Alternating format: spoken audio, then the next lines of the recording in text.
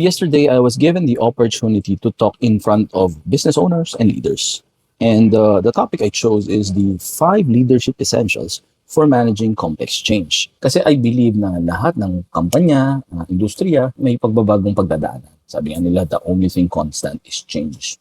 So we must be able to adapt to the changing times. We must be able to innovate. Otherwise, we will evaporate. Ano yung VISTA? Vision, direction before action. Dapat alam ng mga tao kung saan kayo patungo. Pag hindi maliwanag yan sa mga tao mo, magkakaroon lang ng confusion.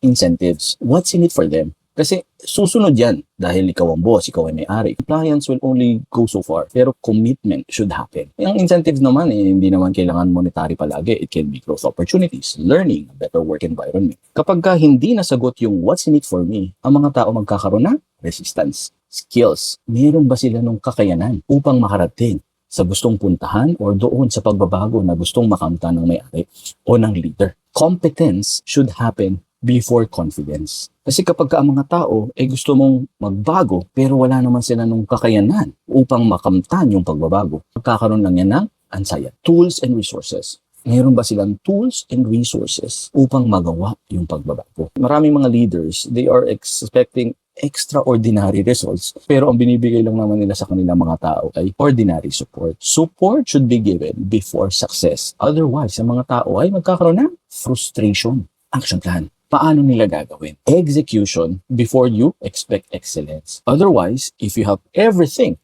pero wala namang action plan, false start lang po yan. Anytime na kayo ay may pagbabagong gagawin sa iyong negosyo, sa inyong industriya, sa inyong kumpanya, dapat merong vision, incentives, skills, tools, resources, and action plan.